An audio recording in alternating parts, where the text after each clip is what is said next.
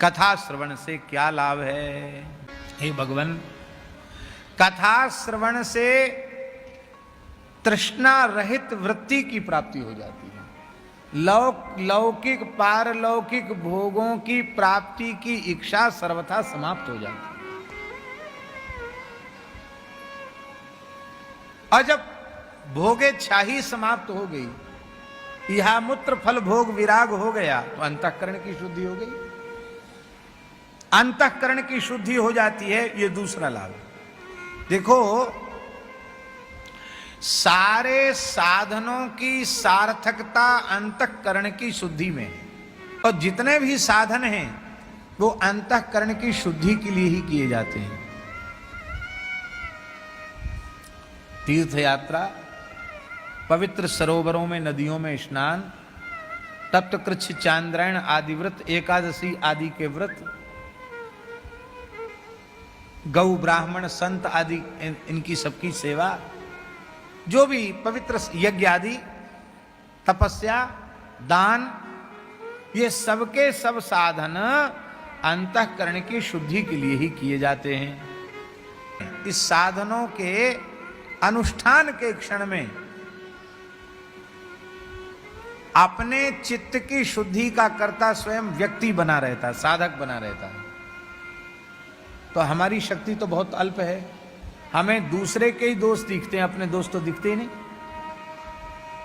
शुद्धि कैसे होगी? किंतु जब कोई व्यक्ति श्रद्धा पूर्वक भगवान की कथा सुनने बैठता है, तो उसमें चित्त की शुद्धि का कर्ता वो व्यक्ति नहीं होता। चित्त की शुद्धि का कर्ता कथा रूप श्री कृष्ण होते हैं। इसलिए चित्त की शुद्धि का जैसा साधन भगवान की कथा है, वैसा दूसरा कोई साधन नहीं। सब कुछ करो, कथा न सुनो तो चित्त शुद्ध नहीं होगा। और दूसरे साधन भले ही न बने, कम बने, पर श्रद्धा पूर्वक कथा सुनो तो चित्त शुद्ध हो जाएगा। कितनी विलक्षण बात है। ये दूसरा लाभ, चित्त शुद्धि। तीसरा लाभ क्या है? भक्तिर हरऊ, भगवान में प्रेम। बिना कथा सुने आज तक किसी के भी मन में भगवान के प्रति प्रेम नहीं जगा। उसमें भाई जी ने लिखा कि यदि भक्ति के स्वरूप को अत्यंत सरलता से परिभाषित करना हो तो तुलसीदास जी का एक दोहा पर्याप्त है। ये भाई जी लिख रहे हैं, हनुमान प्रसाद पोद्दार जी।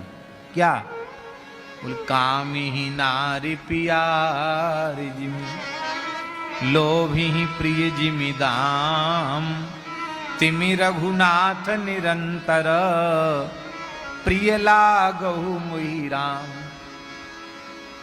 भगवान अच्छे लगने, यही भगवत प्रियता, इसी का नाम भक्ति है। हाँ हाँ, भक्तिर हरऊ, ये तीसरा लाभ। चौथा लाभ, तत्पुरुषे च सख्यम, ये चौथा लाभ है।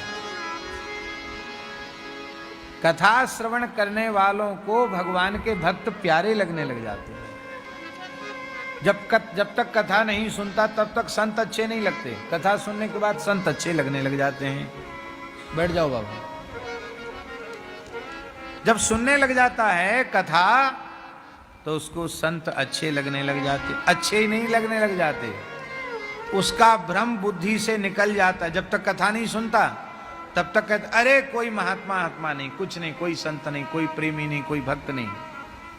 और कथा सुनने लग जाओ तो उसको कोई दुष्ट ही नहीं दिखता, सब संत नजर आने लग जाते। इतनी सुंदर दृष्टि हो जाती है। तत्पुरुषे च सख्यम, भगवान के प्राण प्यारे भक्तों से प्रेम हो जाता, उनसे मित्रता हो जाती है। संत अच्छे लगने लग जाएं तो समझ लेना कि अब इस जीव का कल्याण सुनिश्चित है। और चाहे जितना भजन करता हो, चाहे घिस घिस के माला फेर फेर के माला घिस गई हो, और संत देखकर, साधु देखकर ऐसा लगे कि ये समस्या कहाँ से आ गई, ये आफत कहाँ से चली आई, अरे राम राम, ऐसा मन में आवे तो समझ लेना कि अभी कुछ नहीं है हृदय में। तत्पुरुषेच सख्यम, भगवान के भक्त अच्छे लगने लग जाते हैं, प्यारे लगने लग जाते हैं।